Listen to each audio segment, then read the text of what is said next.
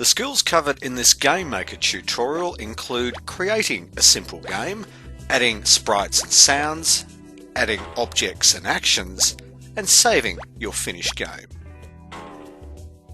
We're going to create a simple Catch the Clown game with Game Maker. The resources we're about to use come in the Game Maker Beginner folder that should be with your netbook software. Now to start with, we're going to create what are called sprites, and sprites are the images that make up part of our game. I'll head up to Resources and come down to Create Sprite. I'm going to change the name there to SPR_clown, and the reason why I'm doing that, when I click on Load Sprite, there's already an image of a clown selected there that's been supplied in that Beginner folder, and I'll click Open. There it is, and OK. The second sprite we'll bring in, back up to Create Sprite, is part of what will be an image of the wall that will be in our game. So I will change the name to SPR_wall, load sprite, and choose the wall. I'll get rid of transparent because I don't want my wall to be transparent, and I click OK. So we can now see up here underneath Sprite, our two resources under the sprites are the Sprite Clown and the Sprite Wall. We're now going to add a couple of sounds that will become part of our game. And to do that, we head back up to Resources and come down to Create Sound. Now I'll name the first sound SND_bounce, which will be the bounce sound that we'll have attached to the clown. I click Load Sound, there is bounce, and Open, and OK. I'll now repeat that. I'm bringing in a second sound, which we'll call this one SND_click, and I will load. There is the click sound, and Open, and OK. We're now going to create objects. I'll first of all head up to Resources and down to Create Object, and in name I'll call this one OBJ_wall. I'll then come here where it's got sprite and it says no sprite. If I click on the icon here to the right, I'll choose the wall sprite. There it is, and I would like to make that solid, so I click in the checkbox there and click OK.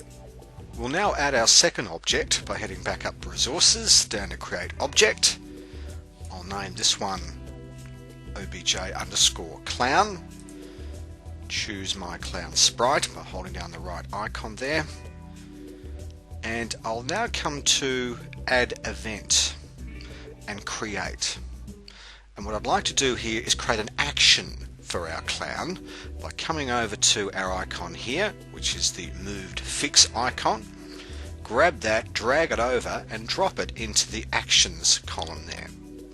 Now what I'm doing here is telling the clown what directions it'll be able to move in. I want it to move in all directions, so I click on all of these arrows, all bar the middle one, which will stop it, and the speed I'll choose is 4.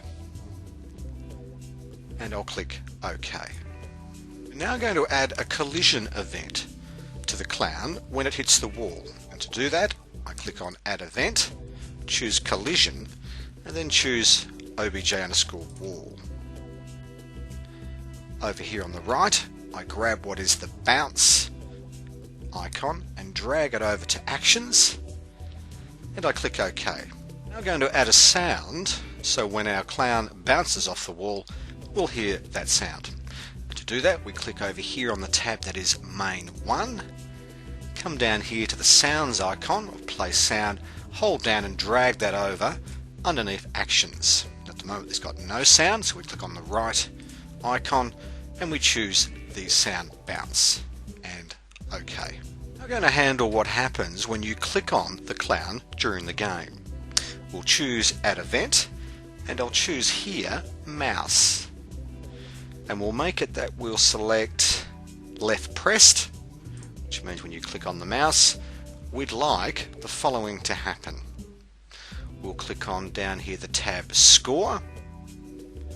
We'll grab here it says Set Score, put that into the Actions column, and we'll make it that every time you click on the clown, a score of 10 will be added, and we click in the relative checkbox, which means the score will be added each time, so 10, 20, 30, etc., and we click OK.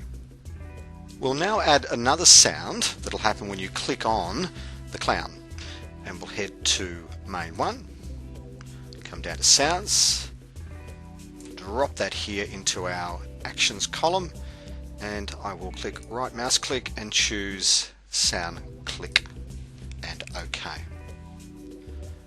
If I head back to the Move tab here, what I'd also like to add is a jump to random function, which means when we click on the clown, it will jump to somewhere in the game into a random position. I grab that, drop it over, and I click OK. And finally, we'll add one more action, which will head back up to the Moved Fixed action, grab that, drag it down and drop it into our Actions column. We'll select all of the outside directions here, and we'll change the speed to 0.05, and we'll also check the relative box there, and click OK. We're now ready to create a room or a venue for our game. I'll click OK and head up to Resources and come down to Create Room. And then I'll choose Settings here, and I'll give this a name that is RM_main, and for caption we'll put in Catch the Clown. And up the top here where it has Snap X and Snap Y, we'll change the 16 to 32. Now if I click back on Objects, there is my clown, and if I click anywhere now over in the middle of our game area, our room, there is the clown.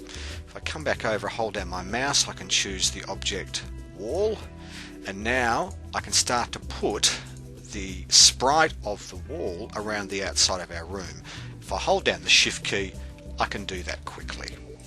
We can also change the background color of our room, which at the moment is a somewhat dull grey, by selecting backgrounds here. I can import images in if I wish, or I can just use the color palette here, and I'll change that to a reddy pink color and click OK. When we're done, we click on the green tick here, and this will save our changes. Now ready to test run our game, and to do that we head up to the Run menu and down to Run Normally, and this will load up our game. Once it loads up, here is our game, and I can start to click on the clown, and as we do, it starts to follow what we've programmed into the game, which means the clown will start to move quicker the more that we click on him. Finally, we're going to create what's called a game executable, which means we'll save our game in a way that anyone can play our game, but they won't need to have GameMaker to be able to open up and play our game.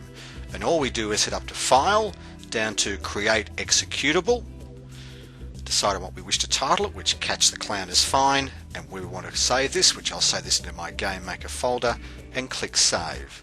And now our Catch the Clown game is saved in a way that anyone can open up and play it.